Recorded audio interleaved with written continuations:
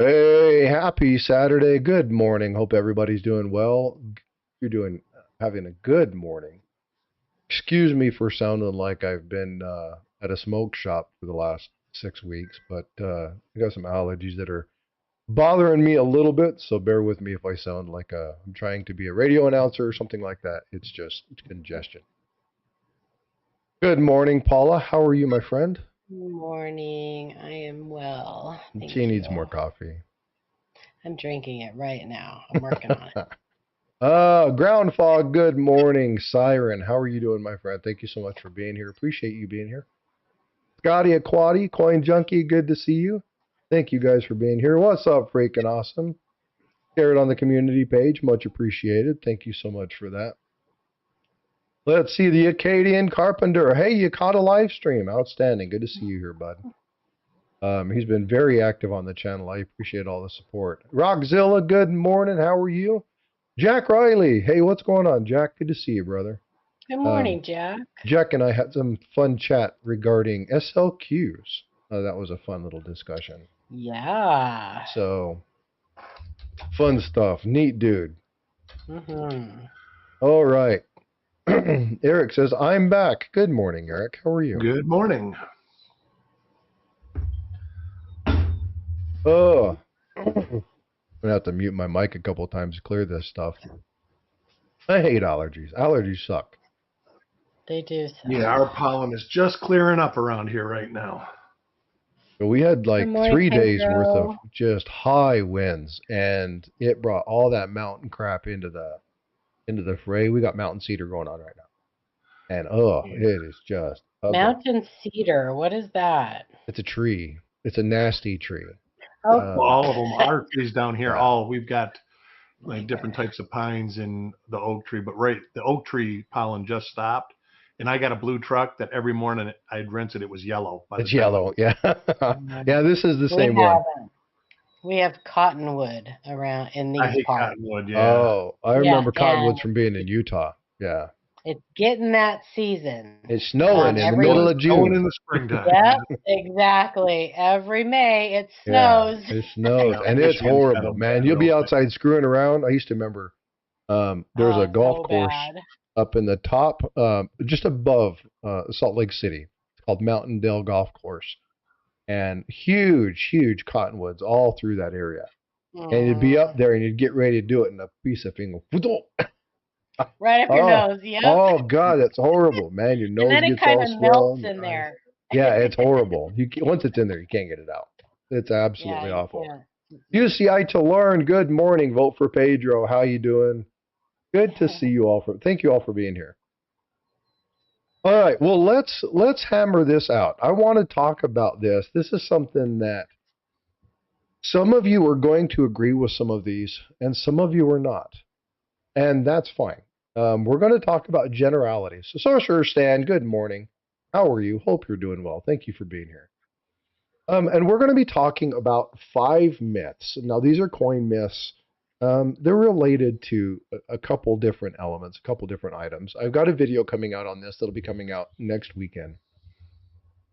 But I wanted to talk about kind of some of these items. We're going to go from number 5 down to number 1.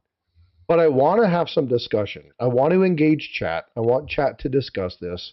We have, even on a couple of these on the panel, we have little bit differences of opinion.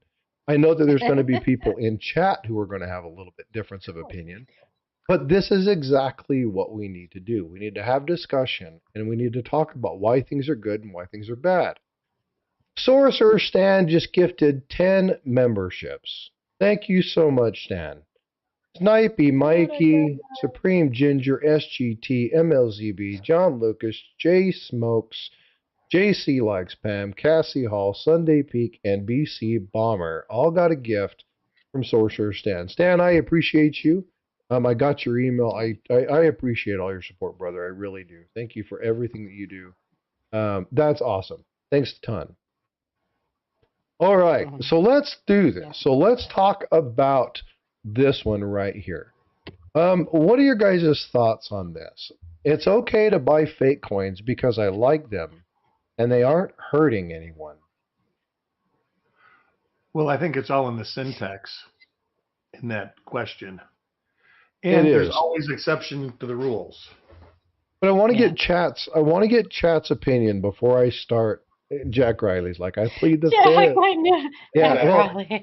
and Paula was like, Jack Riley and Jack Young are not going to agree with you. No, Yep. but there's a pretense here that needs to be understood There with this is. myth. And so those of us that are involved in education have a little bit different view on some of this, right? And the Especially keyword when we're is, talking about the and they high aren't dollar. hurting anyone. Say that I mean, again, Eric. In the syntax, I says it's okay to buy fake coins because I like them, and they aren't hurting anyone. Yeah. So That's what I say. It's all in the syntax. It's probably okay to buy fake coins for a reason, for a good reason, but for the most part, it's not. And they are hurting people That's right. Yeah. That's right. So in their pocketbook. That's right, Jack Riley. Just cause is not the right reason. yeah, and so one Or thing, because they don't know, right? well, Yeah. because they don't know, I can't blame people for doing stuff, right? This is something I'm writing. I'm working on doing another article. Still haven't got my first one done. I need to finalize that one. But I'm looking at something where this happens a lot in the industry that I'm in, where I do a lot of IT work with a lot of different people. And just because they don't know how to do something doesn't make somebody foolish. It just means that it's an opportunity for us to educate them on how to identify it, how to use it, etc. My granddad, we were talking about my granddad before we did this, about some of the lessons that he would teach me. And one thing was common sense is only common if everybody has it. And coin collecting is not a common sense gig. A lot of people think it is, but it's not. Simply because a lot of people don't know the minting process. And if you don't know the minting process, you don't probably know what you're looking at. And so there's education that has to be done. And this is why all three of us on panel are here. This is why the Jacks are in the Jacks. I want you both. Hold on. I want you both to jump right now.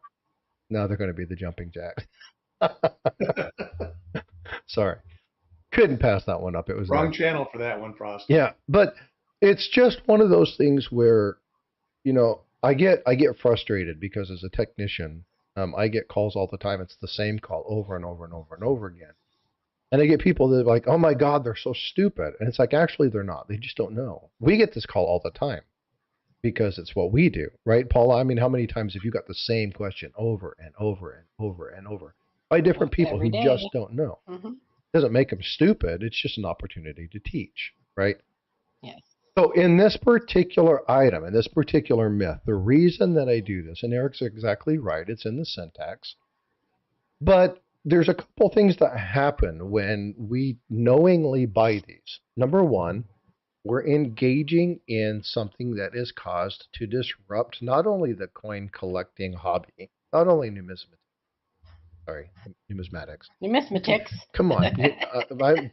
I haven't thrown that out there for a while. I got to do that. It's numismatic. This is Frosty's definition of, the value of money.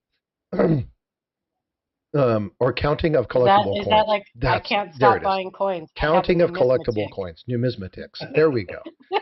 I'm going to coin that, okay? You heard that at Frosty's? Okay? There you go.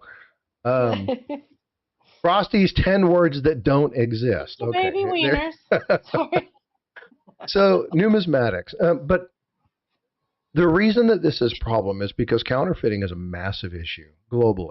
Not just with coin collecting, globally. And whether anybody believes it or not, it's actually a form of warfare. It is meant to disrupt economic commerce. It's meant to disrupt the financial institutions of other nations. And while numismatics or the coin collecting aspect is a very, very, very, very, very small, minute portion of this, the more that we buy, the more we invest. It's supply and demand. And so it's important for people to understand what we mean by it's not okay to buy them. If you have a hole in your book and you're just tired of not being able to find that 1909 SVDB, it's not okay just because to go buy a fake one and put it in your book. Why? Well, it's going to end up back in the hobby. Okay. Yeah. People pay less money. Yeah. Coach. Or you can do what Chuck does. That just made me think. I don't know if you've ever seen him when he does where he's flipping through his books, his master index that he's created. If he's got a coin that's missing, you know how they have 2x2 square flips in the pages? Yeah. He'll put a little card with a picture of it. Yeah, well, but again, and he's got, and his library's insane. What is he up to, like 8 binders or some crazy? Yes, more than that, I think. Yeah, it's insane. Yeah, there's a lot of them, but he's missing a lot. I mean, because there's tens of thousands of die varieties. So Jack Riley, that's exactly right. And again, there's exception to every rules. And when you're talking about people who are trying to improve the hobby, it's a little bit different for us to gather these because we need to identify, we need to study, we need to be able to teach against them. So I'm not talking about the exception to having a counterfeit coin because you happen to buy one and now you have one. It's purposefully going out and buying counterfeit coins to fill books, or purposefully buy counterfeit coins because you want to have them, but you don't have the money to buy the real ones. This actually causes a destabilization in the hobby, and they end up in circulation. A lot of people say, well, that's not necessarily true because, they're going to be in my collection. They won't be in circulation. Well, Paula, how many times have you said? And there's the inherent danger is where do your coins go when you're done with them? To a relative. And I'll tell you, there are. So I just experienced this. A few weeks ago, a sudden death of a family member, totally unexpected, and that happens. And I don't know if most of you guys are like me, but my family wants nothing to do with my coin collecting. Like they don't even want me talking about it. Right. So when that happens, oftentimes the family left behind just does the quickest thing possible and takes your collection to the nearest, Coinstar or bank, or maybe you're lucky and it goes to a coin shop. But oftentimes, like the lower denomination stuff and everything just ends up in a Coinstar. They don't know any better. They could care less. And that's where what Frostbyte's talking about, how that's where it goes. Things inadvertently end up back in, because we see it all the time. People find these counterfeit coins in circulation. Yep. And well, how many times have you seen videos now? And this is another aspect of this. There are companies out there that will sell these to you as being authentic. There are people who will sell replicas, right? And they will use fancy terms to sell them. A great example of one of these is Silver Seeker did a video, and I wish I had it available. If one of my mods happens to do this. James Schultz, thank you for being a member for 10 months. I greatly appreciate you. And it was an older gentleman brought in something that his dad had left. It was a whole bunch of proof ASEs.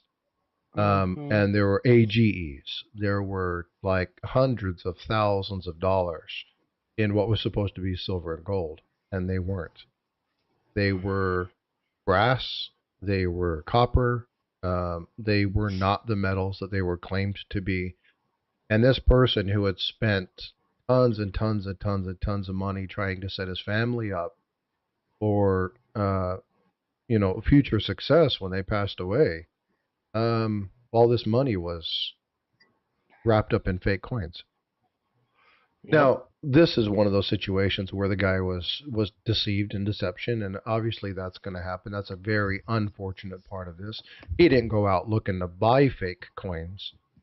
But the problem is that the more people that buy them knowing that they're not real just promotes these people for finding new avenues and aspects to sell some of these things.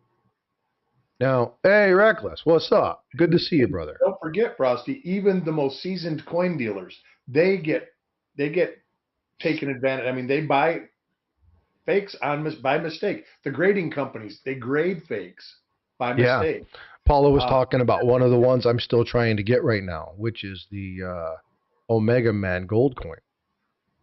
Right? Absolutely. We know this to be counterfeit. Real gold, but it's a counterfeit coin. So why is that? Well, I want to understand it. I want to look at it. I'm not saying that you can't collect a Henning nickel. I want a freaking Henning nickel. Okay? I get that. But I'm talking about the general item. Again, we're not talking about the nuance stuff. We're not talking about, and I know that Jack Riley said if you want to complete the 100 van, there are 3 counterfeits that you have to buy. I think the micro O's are all considered counterfeit. Right. So there are, Kevin Rose, what about the Norfed? People are buying, selling them all the time. Norfed's a little bit different. So Norfed isn't a fake coin. What happened with the Norfed is he was trying to upset the distribution of the Fed. He was saying down with the Fed, trying to create his own money. He wasn't counterfeiting coin. He was trying to create his own coinage. That's illegal. And so they shut him down. And they ended up coming back and saying, you can't put a denomination on it. They allowed to have some of them come back, fined him heavily. He spent time in prison. But he's not counterfeiting a known U.S. coin. He was creating his own currency. It's a little bit different.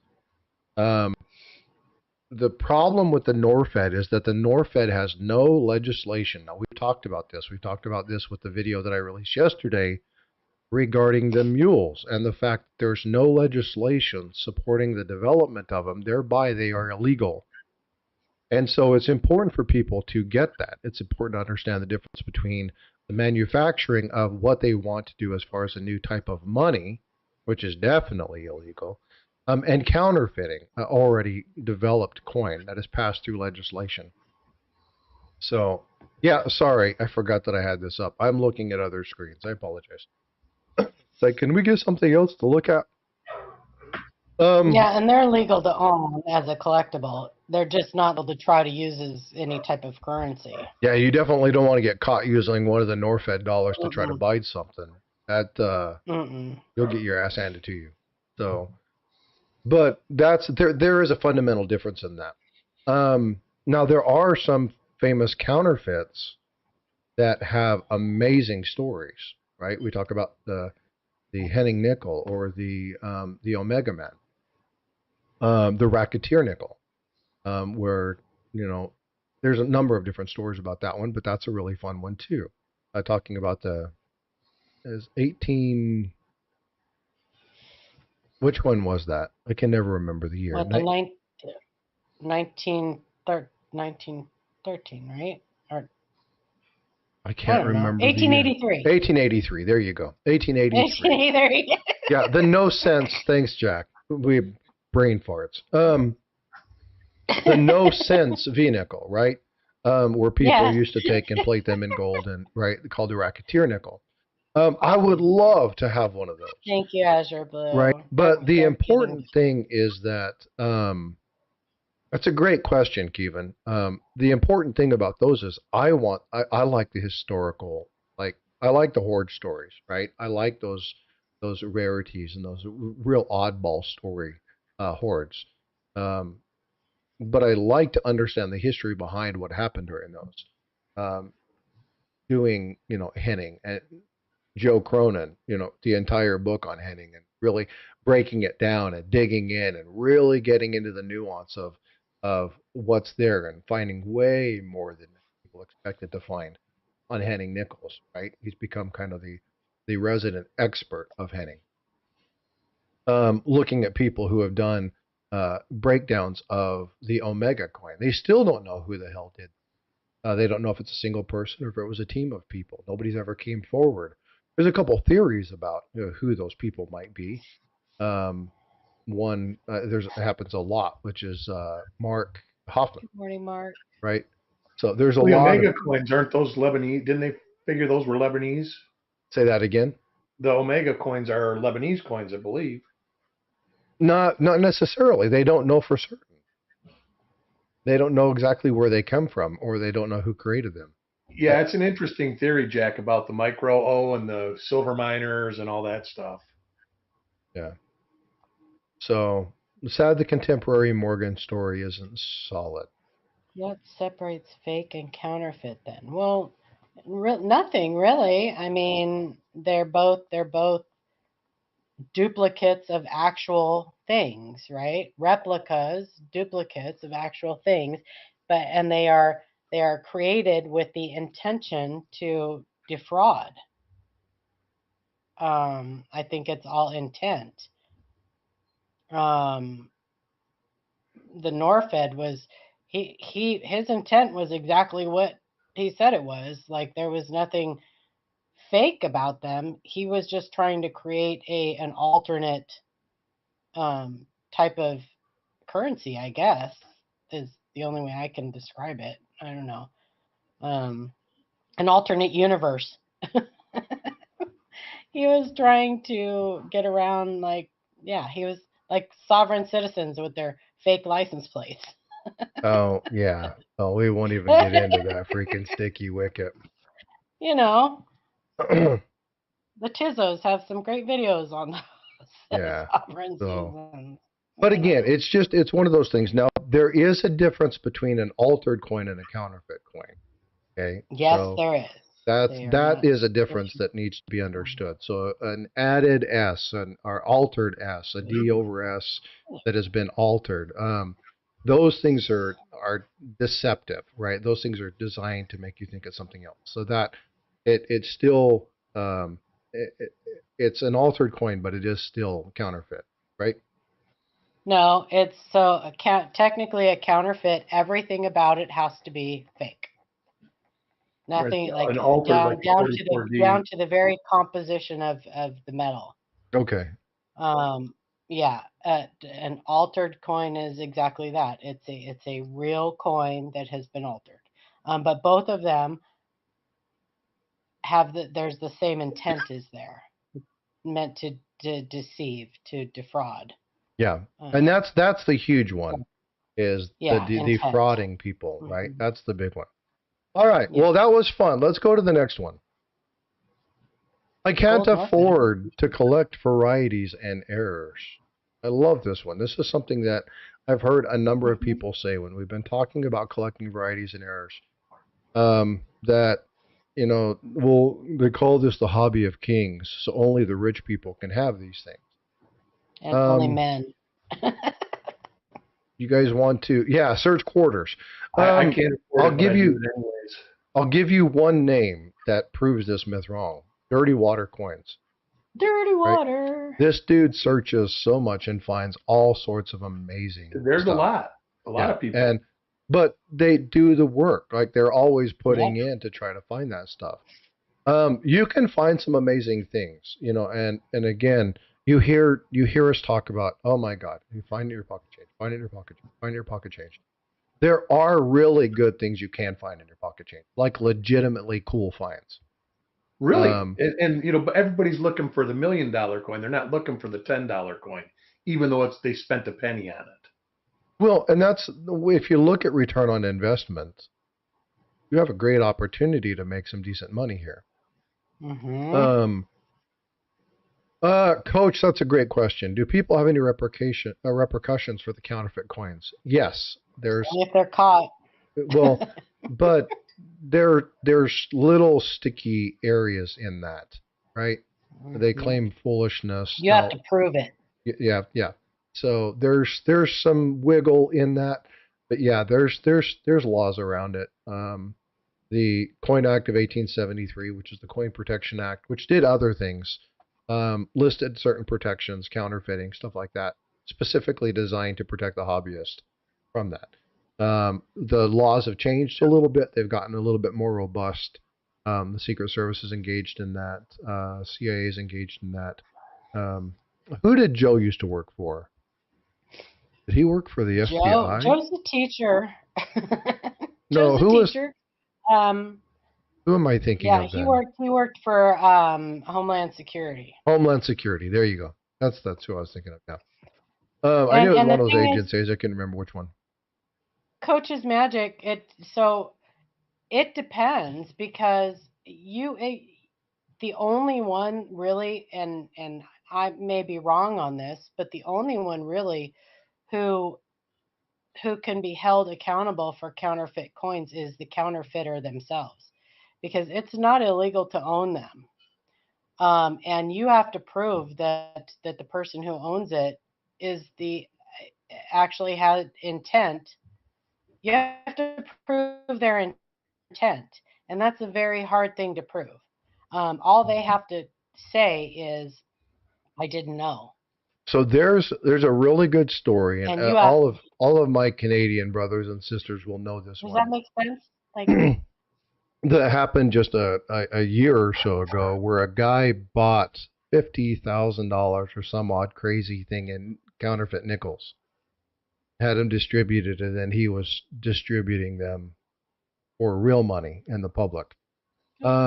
That's intent to defraud, right? That's blatant. They didn't have to prove that when they knew they figured that out. You're buying 50 grand or whatever the amount of money is towards fake coins, that are fake. You're buying them for a half a cent per item. We know what's going on there. So there's Flying little Dutchman, nuances good to morning. that. But say again. I said, good morning to the Flying Dutchman. I probably believe that's Matt. What's going on, bud? well, if it's not, it's the same name as Matt's shop. That's right. I like that guy. He's a I have good a dude. poster of him on my wall right next to my Sean Cassidy poster. I got Hey. a book with a picture in it. Matt, are you going to sign my book? Just kidding. Can I real quick before I forget, share something? Yeah. Hang on. Whoops. I gotta find my way back home. There we go. Okay, hang on. Do. No, different Flying Dutchman. Okay, Not Matt. Okay. different one. Same name as Matt's shop, but different one. Okay, so Oop, that's the wrong one. that's the wrong one. Oh, it's in black and white. There it is. So now's a great time, you guys, for you guys to join the ANA. It's a fantastic time because for National Coin Week, and it's National Coin Week, you guys. So I just joined last week again. I know you did. I thought about you as soon as I saw this pop up. Reach out to Al Downs. She'll probably hook you up. Nah, I don't April care. 18th through the 28th. You can get a free gold membership or 50% off a platinum membership for a whole year. So there's the code on the screen. Write that down. Share this out, you guys. Let's blast their membership department. It's a great time. Even if you never ever want to use it again, when else are you going to get something free? I think they did this when COVID came up too. They do it every year. Yeah. Okay. Yeah. Sometimes randomly, they'll pop up like a membership offer. Yeah. So yeah. Because I rejoined. I was a member through the 2000s, and then I rejoined right around COVID, and it was member for 3 or 4 years, and then I didn't get a renewal. That's like Coneca. The only reason I had to renew them, I'm like, wow, I haven't got a magazine from them in a while. And I went to log into the site and it says, oh, it's an invalid name. I was like, oh, man, it would have been nice to get an email. So it's a great time to join the ANA. It's also a great time to go to your bank and get some boxes of coins and start searching. Because I'll tell you what happens oftentimes, and most of the time during National Coin Week, dealers and collectors alike will pull together and grab some kind of more obsolete coinage and stuff, and they will throw stuff into circulation that you wouldn't normally see. I can tell you that I threw a roll of 60-piece small dates that were all brown in a bag that I took back to the bank about 3 weeks ago. There you go. Yeah, So, that's cool. and it's a great time for you. As Unfortunately, I'm not in collectors, Florida. if you have, say, no date buffalo nickels out there, yeah, just throw some random stuff into the Coinstar or something like that, because that is how young people get interested in collecting. They find this random coin and change or something like that. That was And the best thing about the W quarters. So many kids were looking for it because they knew it was $20. And I am really hoping, I've been talking about this for a long, long time now. I'm really hoping that they do something with circulating coinage besides just the redesigns for 2026. It would be really amazing. And they have an opportunity to do that. So we'll see. What's up, Eric? How you doing, brother? I'm sorry, Frostbyte. Go ahead. Yeah. I didn't mean to interrupt your. That's all Let's good. get back to it. Is all good. Yeah, this is par for the course for us. So no big I deal. know. It's so unusual for me to interrupt. Yeah, that's a rarity. That never no happens. So again, finding varieties and errors. There's something you can find in your pocket change, right? These are things, but you have to actually be looking for them. Jack Riley mentioned he found a really nice variety not very long ago. One of the nicest. Yeah. Right? One of the really nice items. We found, I shouldn't say we found, Paula and them had verified a really nice pocket coin that was found out of Canada. Ended up being a $60,000 coin or something like that. That large date. The large Canadian dime. Canadian dime. Oh yeah, the Canadian. Oh yeah, that was a nice one. So there are opportunities, but you have to. There's a couple things you have to do. Number one, you have to look for them. Pedro, but it's important that you investigate some of these things. All right, let's go to the next one. Coin collecting is a dying hobby. Now we talk about this on our channel quite a bit. There is no better time to collect coins. If you look throughout history, it used to be called the hobby of kings because in order to have excess money, you had to be fairly well off. It was, people had very limited amount of money back in the day. And so you're not going to have that opportunity to do that. Today, there are people that, they're like, oh, I just don't have any money. We have more access to money than at any other time in history.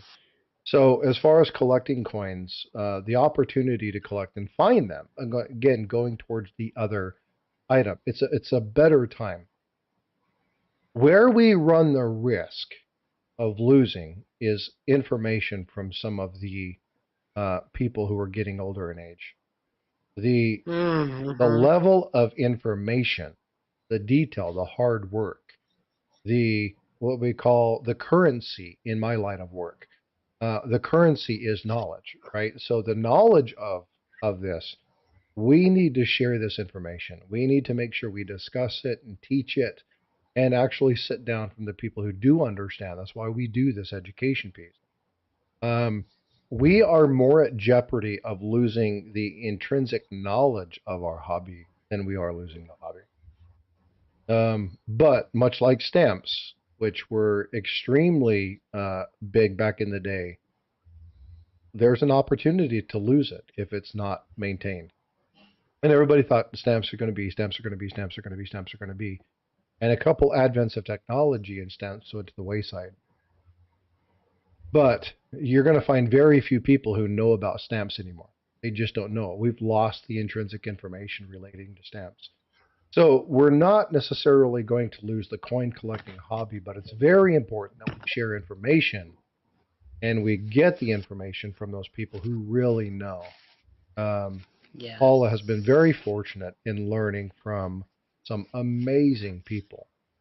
Actually, all the LiveCoin Q&A folks have had the opportunity to meet and deal with some fabulous people. It's very important to to do that. It's very important to share that information. That's one of the big myths. The hobby necessarily isn't going to, but the information that we have available to us, we've got to make sure we share that. This is why all this counterfeit crap and this and AI crap is really killing it for us, because we just don't, the good information just doesn't seem to be getting out. So we have a bunch of people who are working on this problem right now. A bunch of people that are looking at how to do this. Jack, I do believe it is crucial for people to be diligent in one specific subject over time. It can be sent varieties, must-haves, but somebody has to be the future expert. Absolutely. But the people also have to be willing to put in the work. Now, you guys don't know Jack very well, but Jack Riley, how old are you, Jack? He's young, according to the picture I saw. You will know him. You will know him. You will know him, right? He is going to be a name in this hobby for sure. He's 26 years old. Okay, perfect. Thanks, bud. And he's already a force in the hobby. Right? He is out there. He's digging. He's looking through. He's finding stuff. He's reporting on it. He's collaborating, sharing a ton of information. Good morning, Shot. Good morning, $1 Million Man. He's my little pokey poo. We need people like this in our hobby who are going to take the mantle, pick it up, and run. I do agree, and this is why I tell people all the time: I cannot be, I can't be the person who understands everything. There's no way to do that. You have to be very specific. The one thing that I'm really good at is networking, building collaborations between people, and bringing folks together. So that's what I'm focused on. That's how I can help with the hobby, is to properly educate and bring people together who are those folks that are the experts in those fields, and bring them to common areas. But here's the thing that's cool about this. Those same folks have the same ideas that I do. And they're well better suited because they have more experience. And so it's important. Your network is extremely important. So while the coin hobby may not go away, if we don't share and utilize the right information, we do run the risk of losing the information. And that is very important. That's a fact, Jack. That is not a myth. That is not a myth. That is a fact. That is not a myth, right? That's not one of the 5 myths. No, the myth is that the coin hobby is going away. The fact is that if we don't use the information, we could lose it. So it's very important to understand that. A lot of people are like, the coin hobby is a dying hobby. No way, Jose. It's not. We have more opportunity. And actually, Paula, when we were talking earlier, you and Eric were engaged in a discussion while I was finishing setting up regarding world coinage and varieties and errors. Yes. And you called it an untapped resource. It is. The problem with it is there's not a lot of resources that actually give you verified information about it. But the beautiful thing is that once you learn how to identify a variety, you can identify it without a resource. Right. But you can't put a name on it. You can't say, this is DDO number 1. This is very few of those are actually cataloged. That's true. But you could be the first to start cataloging them. You could be. Well, Ken has some cataloged. Yep, and so does Brian Rains. I know that. Yeah, Brian Rains has some cataloged. I don't think that there's going to be really any type of catalog until there is more interest. Until there's somebody to do the legwork. And the legwork. Get out there and start searching. Yeah. And I can tell you, Colombian, Mexican, there's a lot of South American coins that are just all sorts of. Yeah. We only use one deal. What's the DDO thing you say? That is what Koneka says, and that would be double die obverse. Yes. Koneka and Variety. James Wiles uses the DDO, and WDDO is Wexler. 1DO is copper coin. So this is a really important thing. Not everybody has the same naming convention. And can we talk about why that is? It was at the time it started, it was because of resources. There was, when Wexler started his thing, he didn't have he had what he had. So he crossed what he had with what he had from Koneka. And then he started listing his own things. And they're different. Yeah, There's a lot of things that Wexler lists that Koneka doesn't have listed. There's a lot of things that Coppercoin lists that neither of them have listed.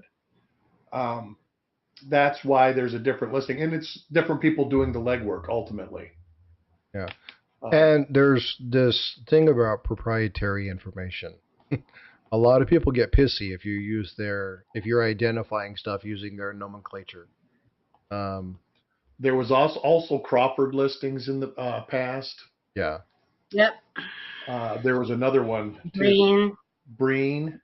Then you got the cherry pickers listings, and even I hear that Strike It Rich is going to start their own coding and listing, and I think that's a smart thing. Well, they already have it, just being used by other people. Right, they're gonna break it down a different way, the way I understand it.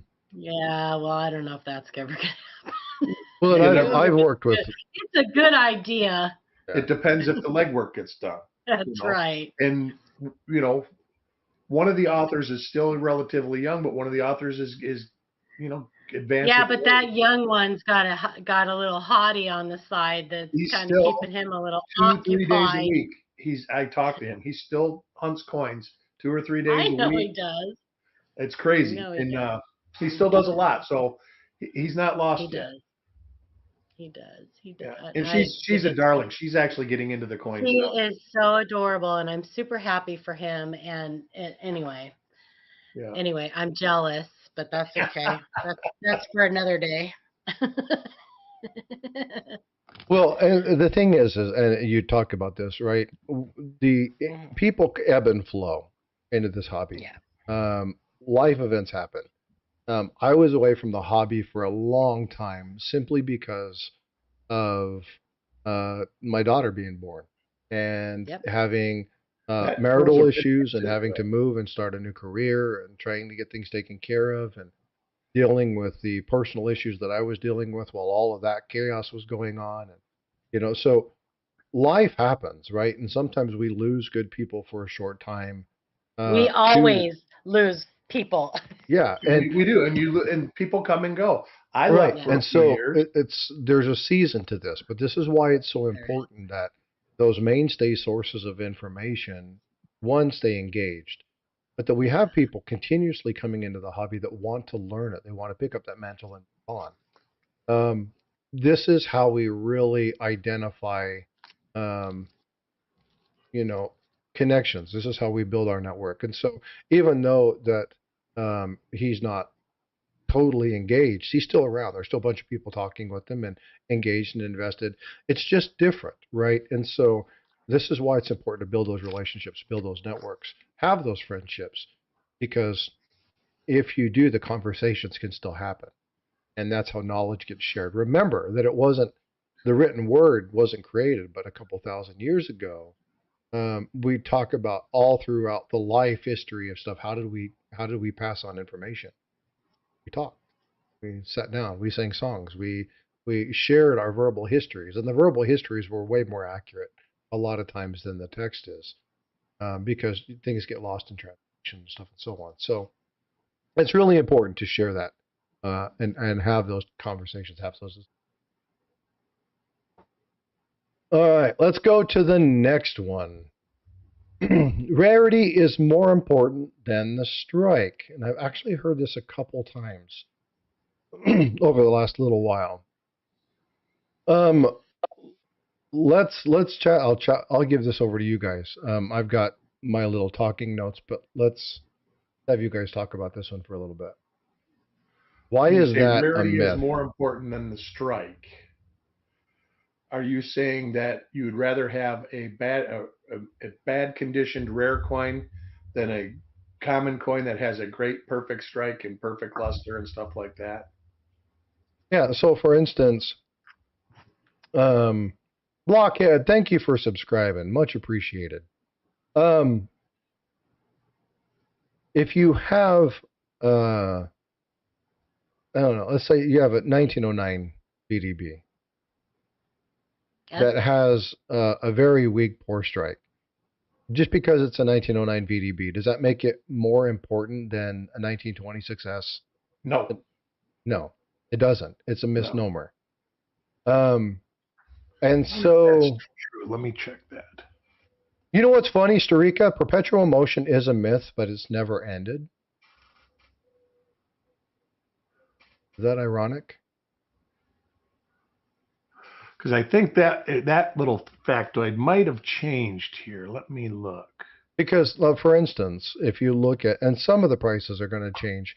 Now, rarity is important, right? But the Yep. strike of a coin is extremely important. It doesn't, just because something's rare doesn't mean it's going to be valuable. Yeah, and just because something is old doesn't mean Doesn't it's make going to it be valuable. valuable. Well, we'll be getting to that one next. Oh, oops, sorry. That's okay.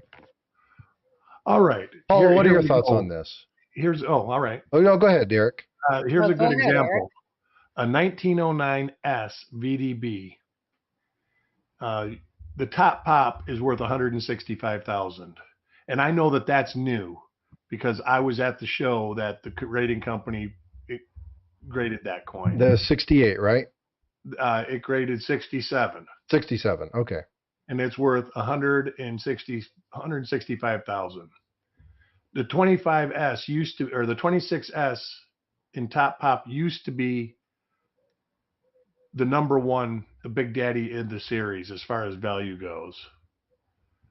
And in 65, it's still worth 125 grand. And I can tell you that the coin they have graded as MS65 is probably not close to being as nice as the MS65 1909 SVDB. No, because the quality of the strike during that year matters. There's other years that the strikes have been crappy, and a lot of people are like, well, that's where rarity and strike join. Right, and that's the top pop Yeah. of, if you go to an MS65 1909 SVDB, it's like a $45,000 coin, I think. Yeah, they're not independent of each other. And again, it's very important to understand one doesn't outweigh the other. So Right. Yeah, that's 10,000. why I don't really understand that myth. Well, that's what I was saying. You can have a non-key date that's an absolute perfect coin. Yeah. That is worth more, and it's not rare. Right. Right. Yeah. So a lot of people think that. Rarities. Yeah. And we're going to get more to this to the next one, but a couple great examples. I think that. I mean, I'm sorry, I'm interjecting, but I guess I just don't understand that thing because both can be true. That's right. So, both can be true too. But that's why it's a myth. A lot of people think that you have to buy the rare coin for it to be valuable. That's not true. Right. No, you don't. That would be the best statement right there. Yeah. Yeah. I think that it's just the way. Maybe it's the way that I'm reading it.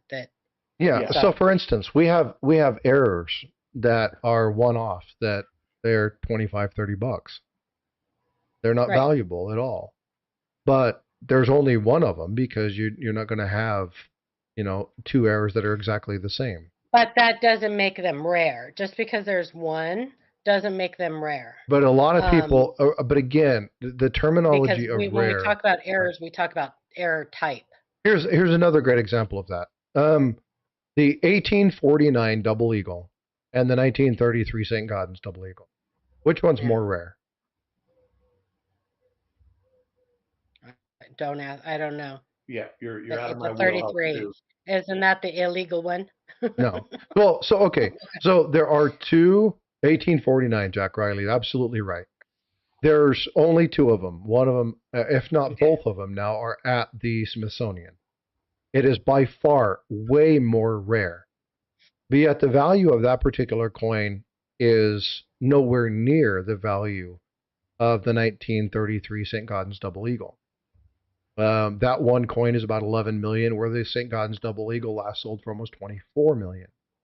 So rarity doesn't equate to. But why? Why is the 33 more expensive? Worth more? Well, but that's where probably sales data. Yeah, exactly, Jack Well, Riley. The they 1933 Double Eagle was never rare to start. It's just there's an interesting story behind it, and then they made it illegal to own. The Yes. 1849 Double Eagle, which is a pattern coin. There's only two of them. They reside at the Gotcha. Smithsonian.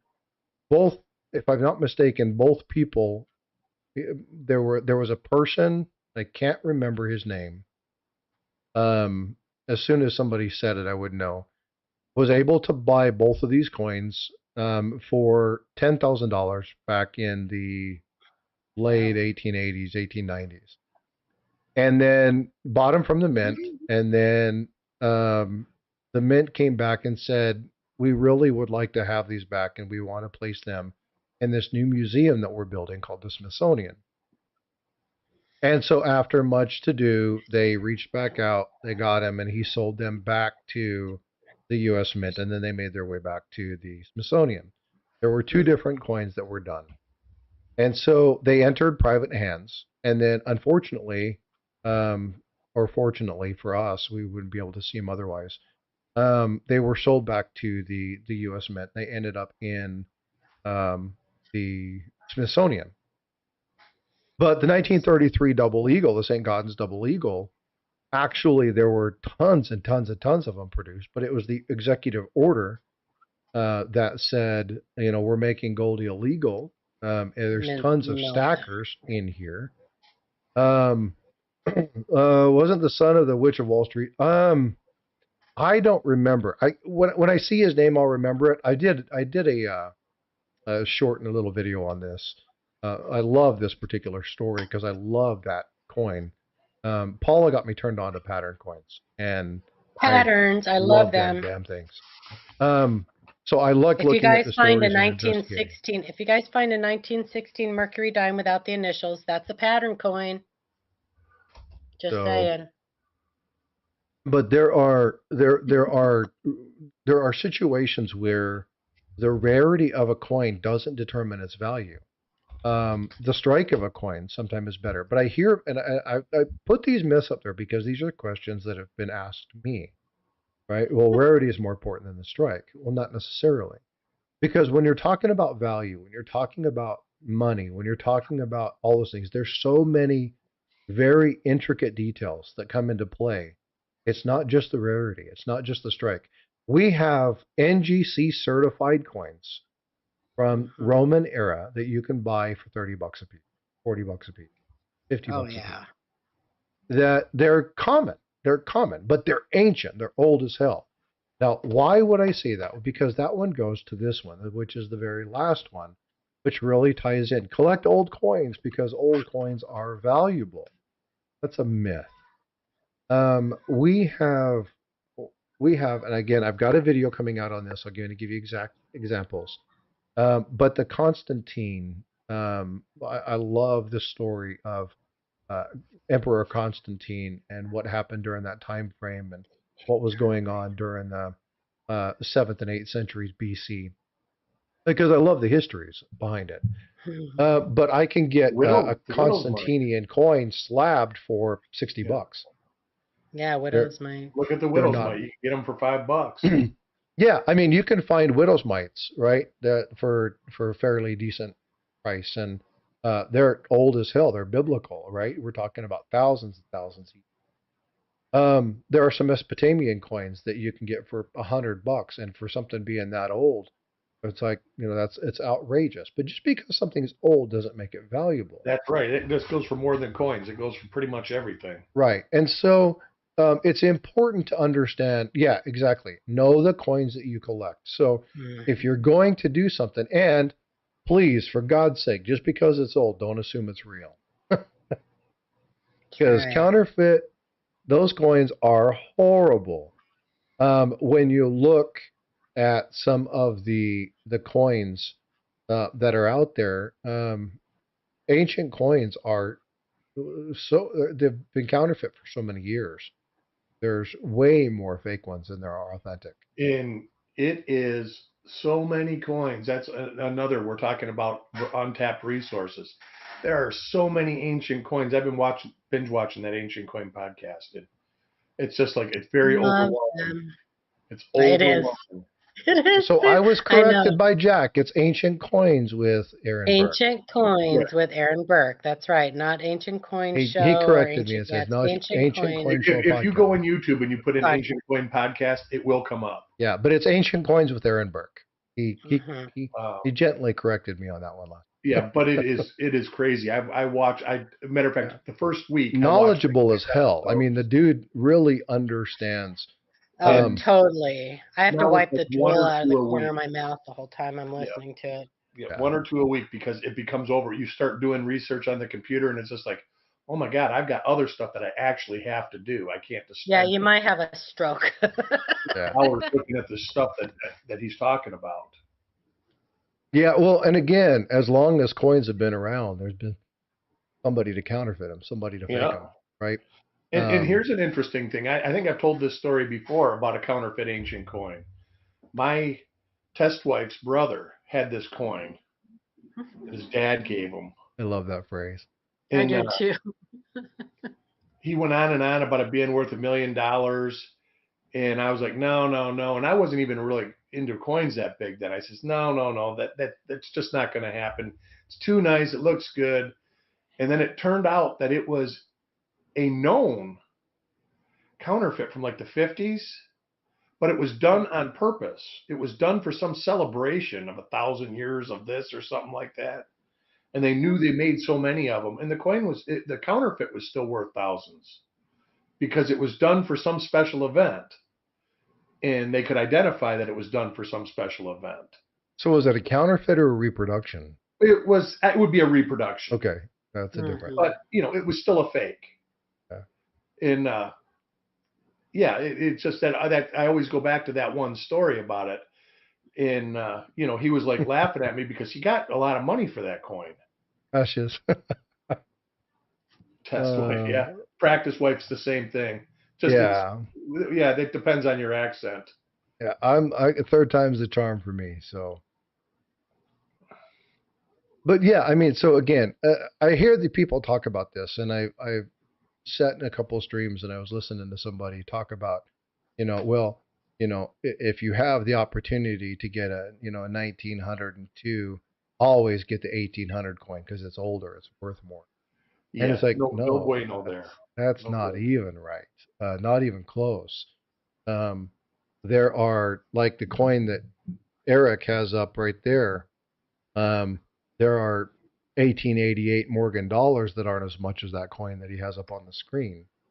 That's true. That coin's probably a $60 coin. Age doesn't necessarily equate to value, and so it's important that you understand if you're going to be looking for an old coin or something like that. Find somebody who's very knowledgeable in it. I'm still working with Mike and Aaron to coordinate a time for them to come on. Oh, that's going to be exciting.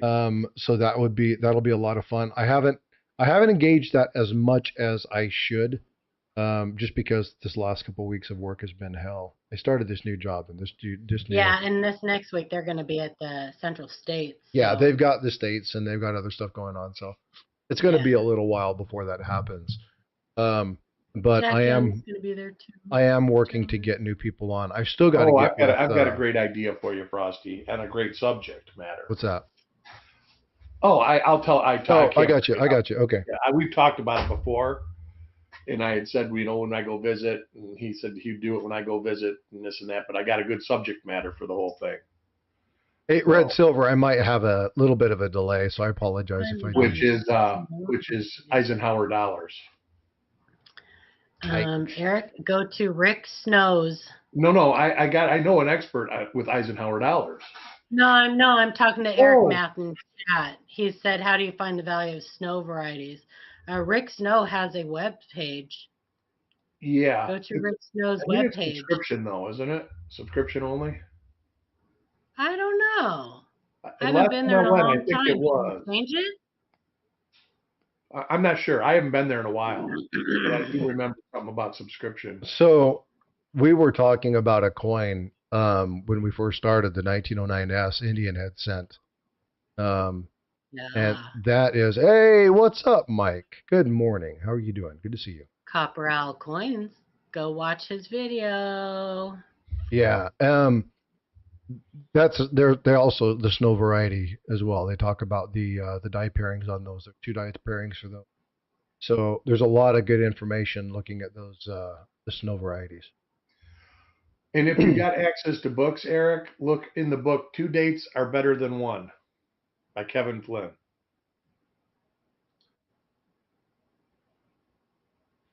Hey, what's up, Chappie? Good to see you, brother.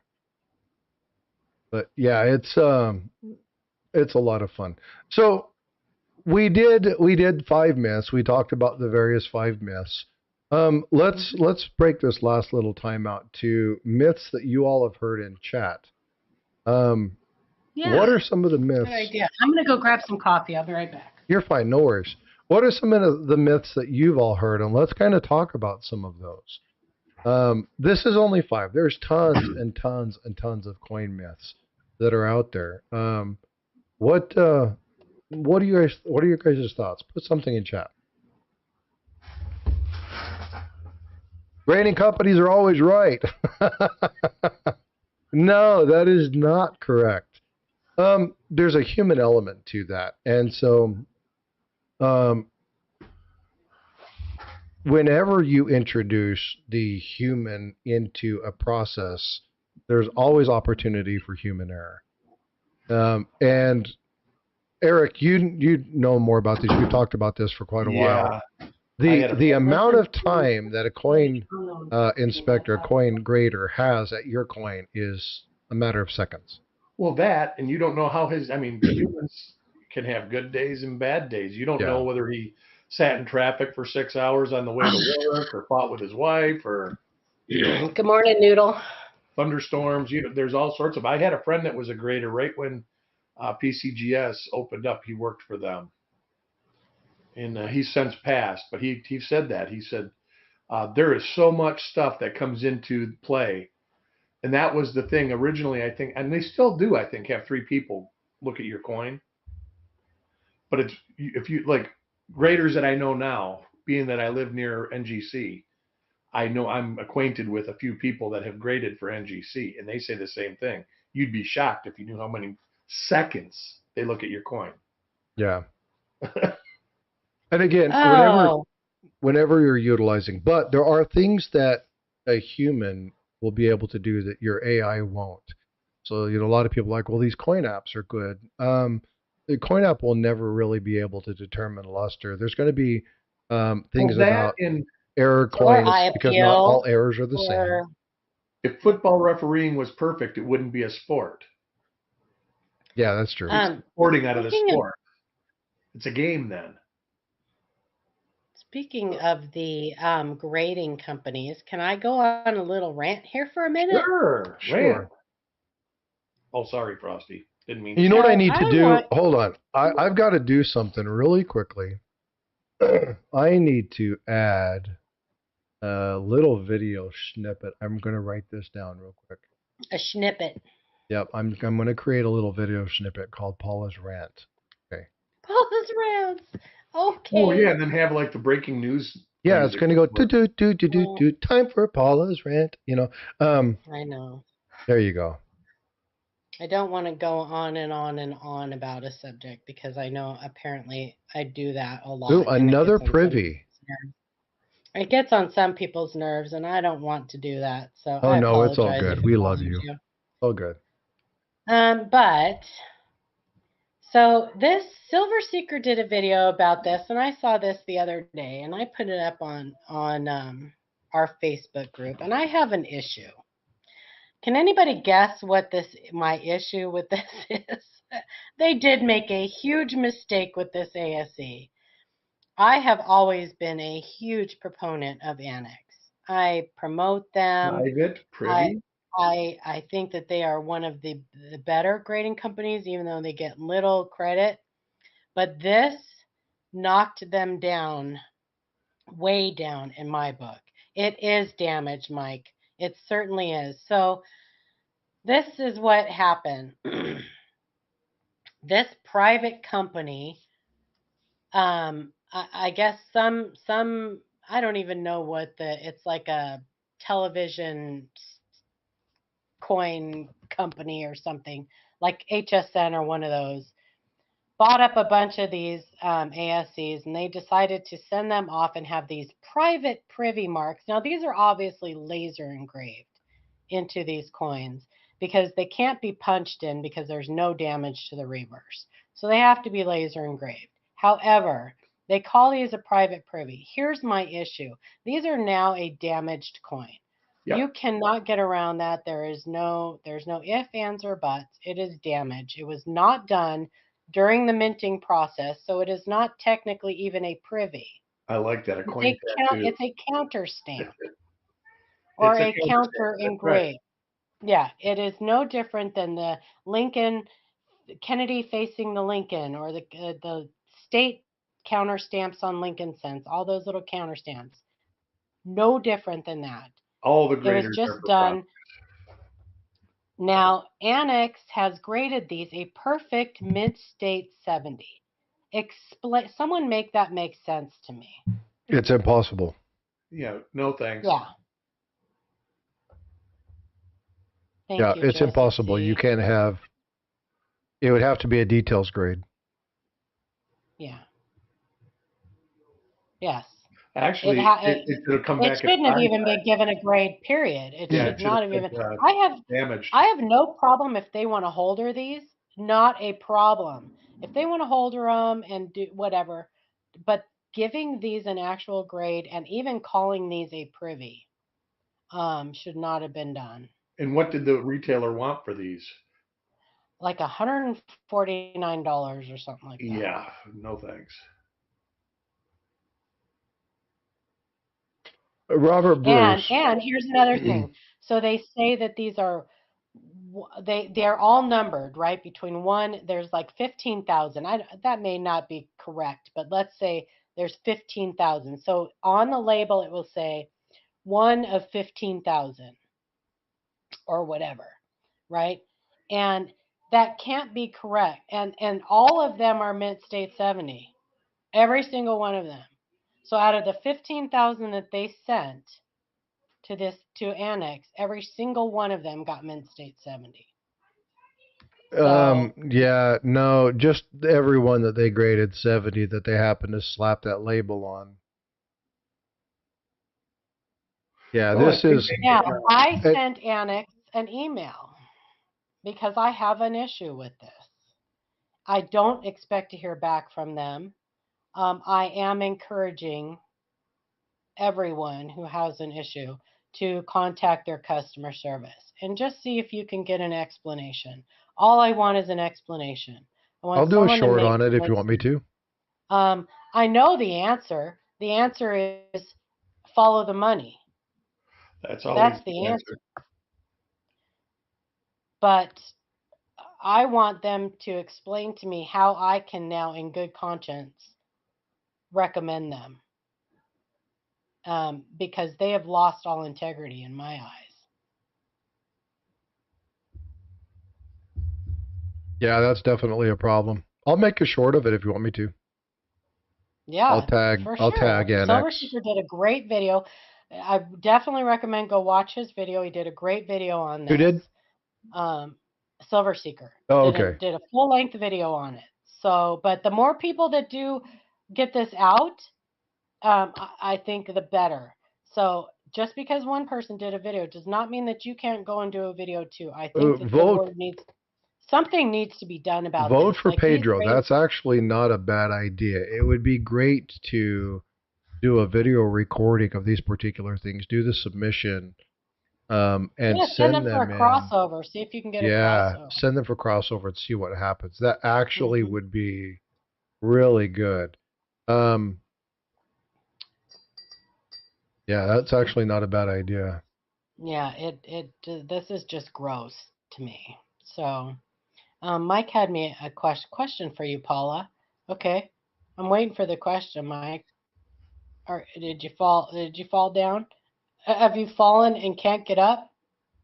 Do you need to push your? Do you straight grade chop mark trade dollars? Yes. Yes. Boy, that's a sticky one when you send those in. Top mark trade dollars can be straight graded. They Okay. can. They And then you can can get be. them in a body And they bag are too. graded as chop marked. Yeah, you can get them both Yes. ways. They'll come back body bagged, or they'll come back chop marked, or they'll come You back. can. You Yeah, can. You can. If they can actually prove that they are chop marks, right, Mike? They can actually prove that they are authentic chop marks, then they do straight grade them. Do I agree with that? No, I don't. I don't agree with it. But yeah, I don't. But this is something. This is not the same.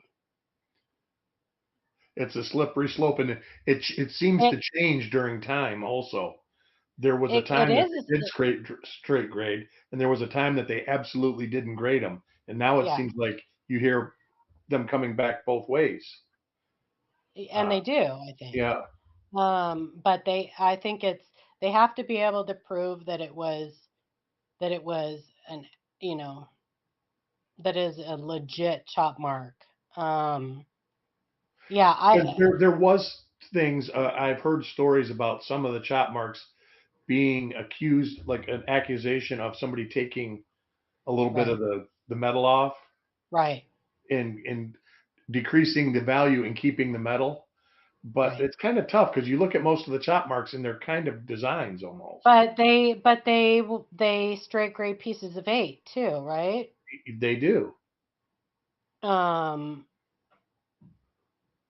so, but this is, yeah, it is, yeah, this is supposed to be a private privy. First of all, it's not a privy.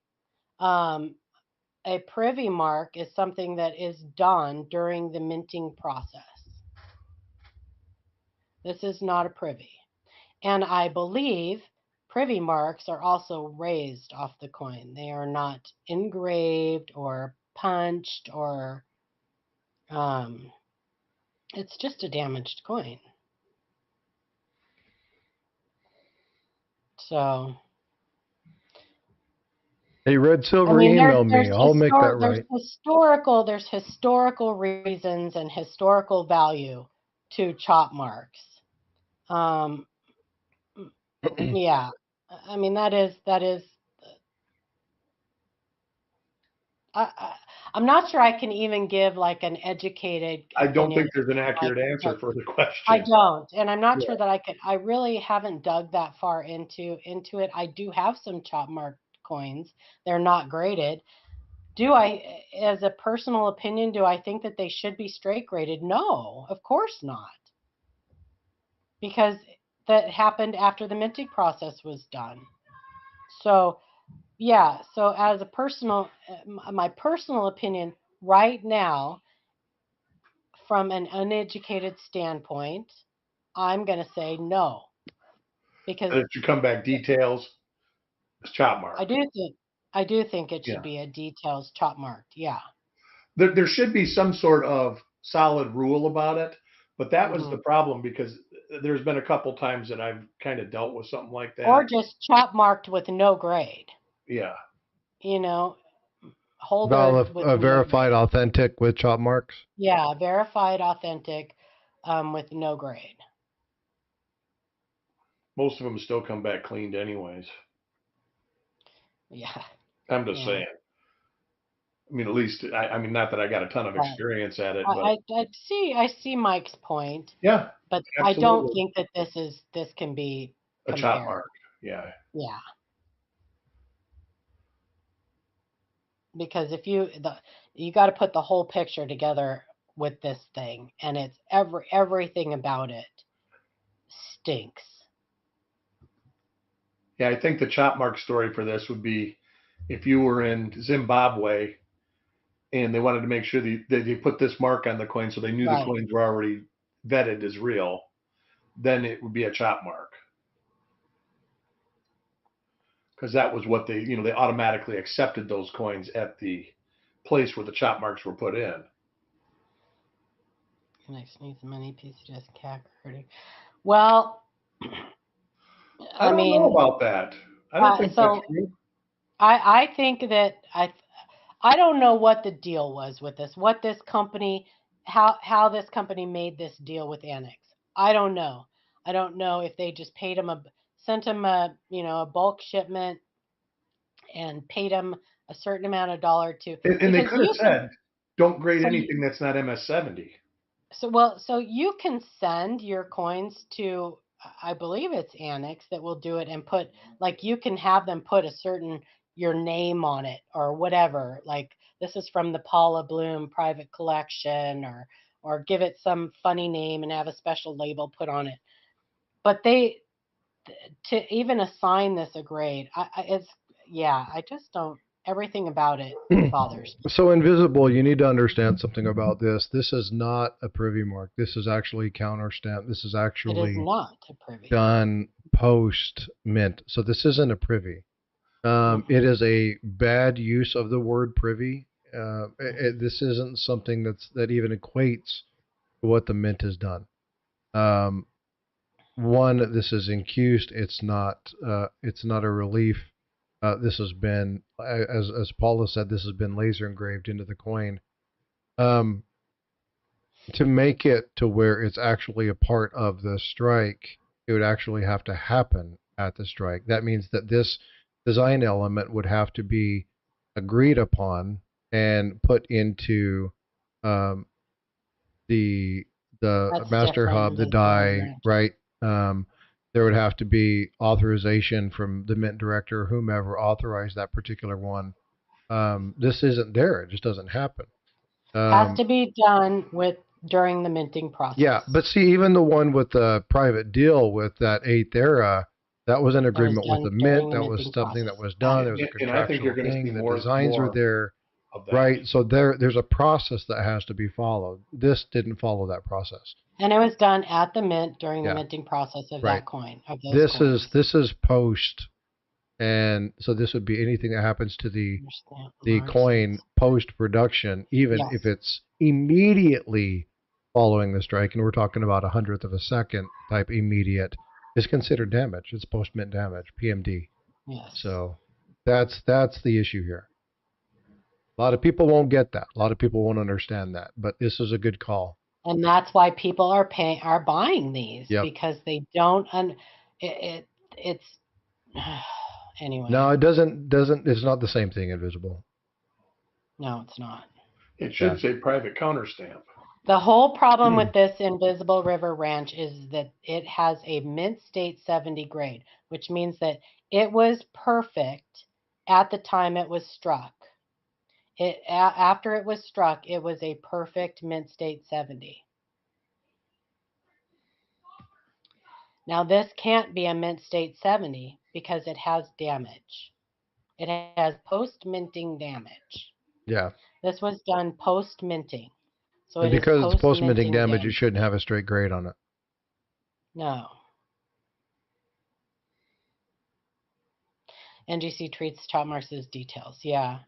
Yeah. I'm not sure if PCGS. I think that.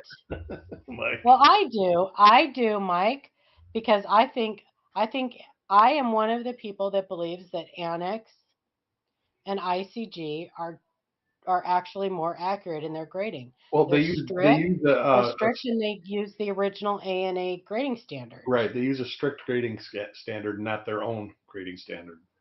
Yeah. Let's not go there, Invisible. Stop it.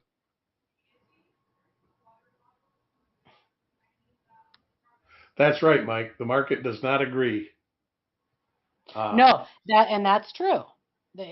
Market-wise, I'm not talking market-wise though. And I have my issues with ICG, but ICG is not bad. I wouldn't hesitate. You buy the coin, not the holder.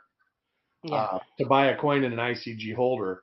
I just know, like a lot of dealers down here, when they're sending coins to IGCs, they're usually sliders, trying to get a straight grade out of it instead of getting a details grade. And that is one thing.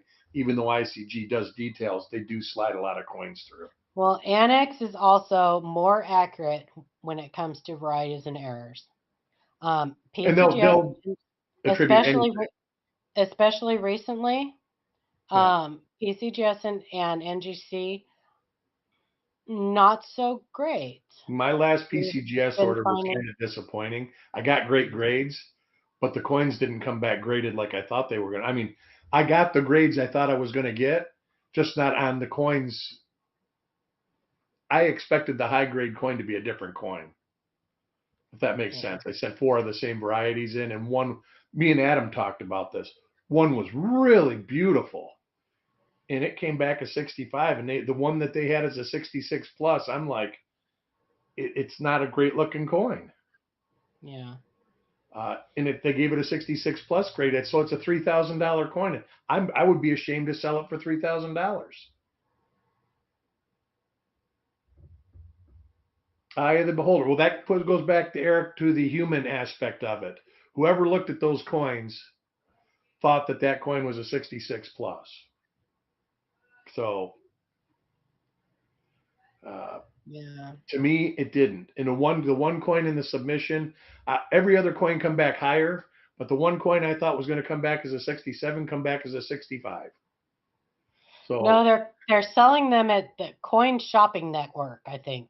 CSN, I think is. Oh, where well, they're there's a selling them. great company for you. Yeah, that is who. That's not just who's selling them. That is who bought the ASCs, who sent them to. I believe it says on the back.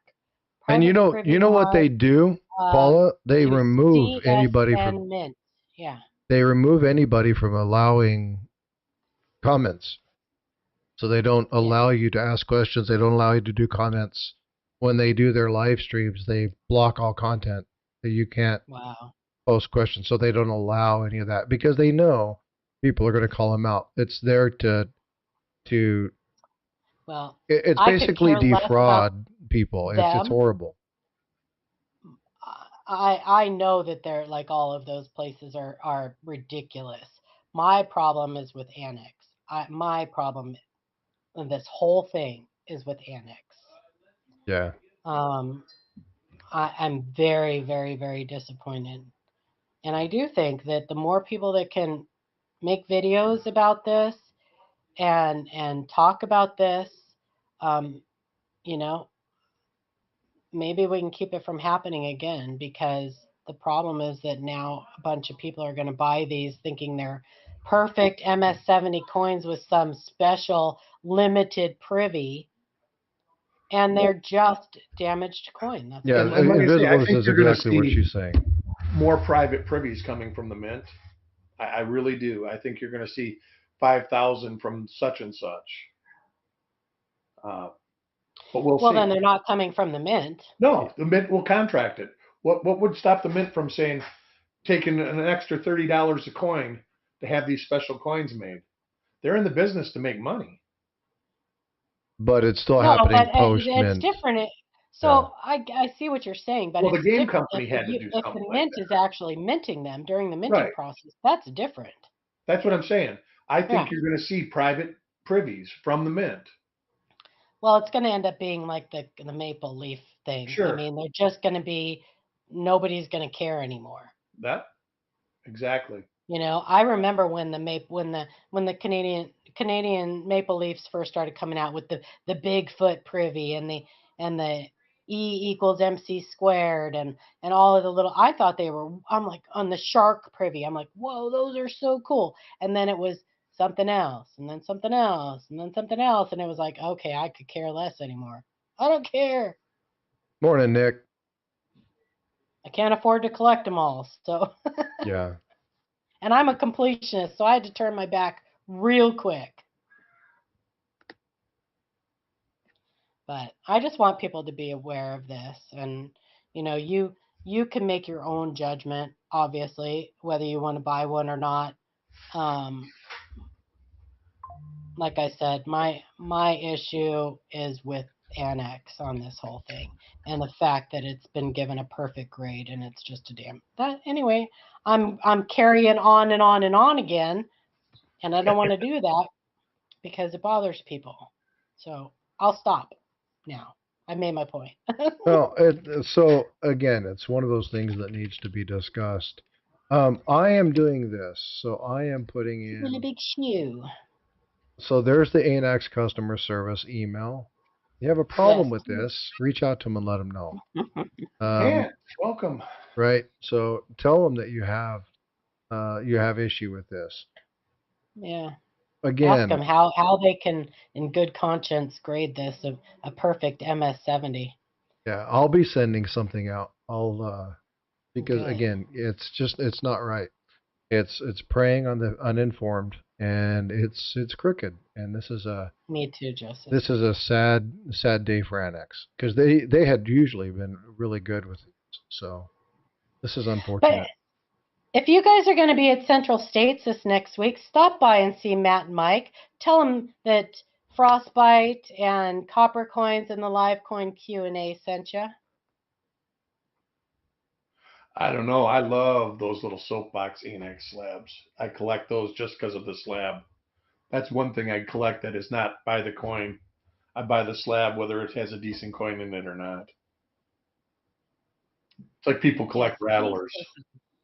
And go by and see Jack Young too, because he's going to have some of the Live Coin Q&A swag at his table.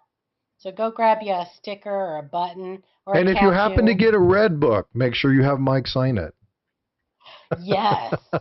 I want to get I still haven't ordered my red book. In fact, I want to order a couple for the channel so that we can give a couple of them away, Here, because let's see here.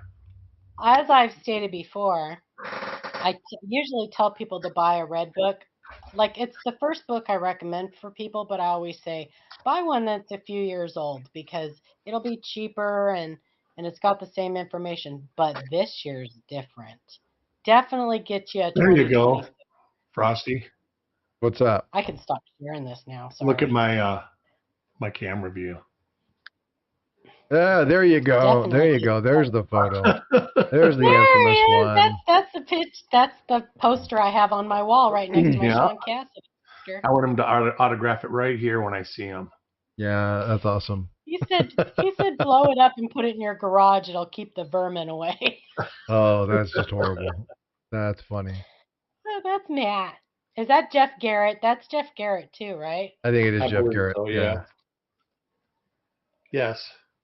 It's kind of blurry, but Oh, it's Matt, not Mike's. Yeah. Well, Matt. it's only 2 by 1 or 2 by 3 inches, so my camera didn't pick it up real well. Too much fun. Well, folks, I hope you enjoyed this conversation. It was a little bit different. I want to get back into doing some more structured stuff to where people actually know what the hell we're talking about. I'm going to get into doing that. Before you leave, can I do a couple shameless self-promotions? Absolutely. So keep an eye out on you guys on the LiveCoin Q&A channel. We have Tom Sparks coming up on the 22nd, Tuesday the 22nd at 5 Pacific. We'll be live with Tom Sparks, and if you guys don't remember him, he was the one who did the fantastic stuff on the short snorters. I knew it. That's what I was going to say. That's going to be great. Yeah, so he will be live with us on the 22nd. It'll be myself, Amanda, and Shannon. We'll be talking to Tom, and he's doing a special thing on a special short snorter. And then on the 3rd of May, we have Greg Bennett and John Miller from Coneca. Now, those guys are a couple of the attributors and examiners for Coneca for Errors and Varieties. So they're going to be coming up, and they'll be live with us too. And they're going to be talking about some stuff that they're doing for summer seminar.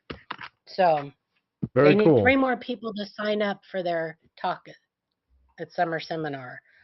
So we're going to get them on and hopefully get some people signed up for that. So keep an eye out.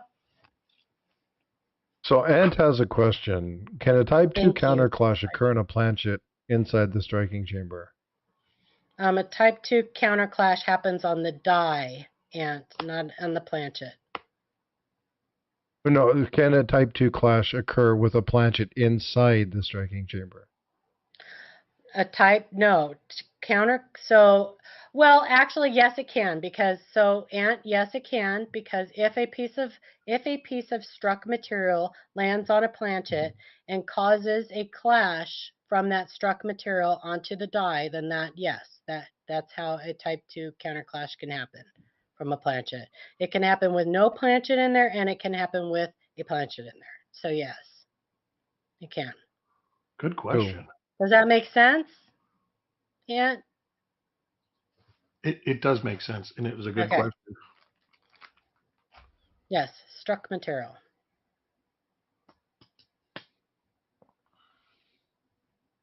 Red Red Silver's Silver like, says nope. nope. It's not something that I can describe in a short amount of time. Red Silver, it's part of the minting process. I can at some other time expand on it, but it's quite a process. My best advice is to go to Mad Die Clashes, to their website, and read about how counterclashes and type 1 and type 2 counterclashes, and they actually have a visual not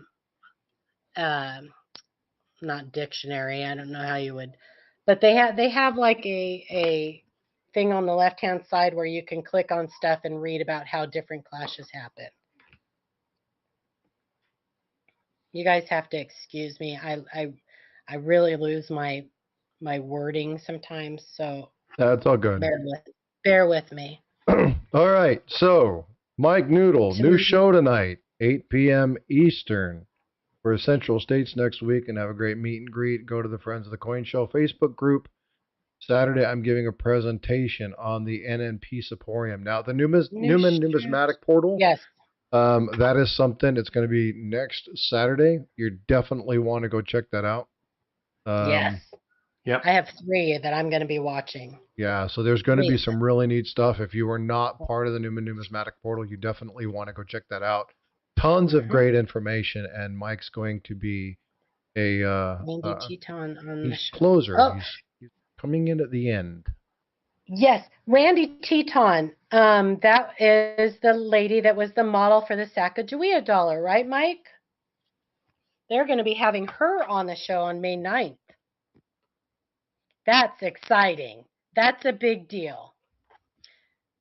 That's a big deal. She saw Mike's video on the VIP strikes on the Sacagawea dollars that he saw in somebody's case at a coin show, and a lot of people don't know about those. I didn't know about them. She commented on, they have Philly and Denver. She commented on that video on their post. Super exciting, Mike. Yeah, you guys go watch their show tonight, too. If you guys aren't subscribed to the Coin Show podcast, get over there and hit those guys up, because they're amazing, and they're just great guys, doing a lot for the hobby. Sounds good, Nick. Nick will be doing one on Friday. He's going to be doing a birthday stream. You can go over and check him out as well. And is it your birthday, Nick? Mike, if you'll do me a favor, drop the link. Well, actually, the Newman Numismatic Portal does it just a little bit before. He is risen indeed, Joseph C. That's right. That's right. And that is tomorrow. Man, it's crazy. Yep. Yes, it is. So no stream tomorrow. Yes, I'll do a stream tomorrow. I'll do a stream. You don't have to be here if you don't want to, but I'll do be one. Available. I will just be playing with coins anyways. I may have Bifrost on. She's been talking about doing another drawing, so I may have her on and we just chit chat about stuff. He's turning 29 again. Me too, Nick. What a coinkadink. So, well, cool. All right, folks. Well, I'm going to go ahead and wrap stuff off. I'm going to go. Thanks, Frostbyte. Yeah, thank you. Have a Appreciate wonderful you guys day, everybody. Thanks, you guys. Thanks for coming up and hanging out with us. I think this was a great discussion. If you guys like this stuff, let me know. Make sure you do me a favor, hit that like on your way out. There are other channels going on. Again, go over and check out Coin Show Podcast. They've got a great show over there. Go check out Ancient Coins with Aaron Burke. That is a fun one if you like ancient coins. And as always, take care of those in the community. Be well, be blessed, and I will see you guys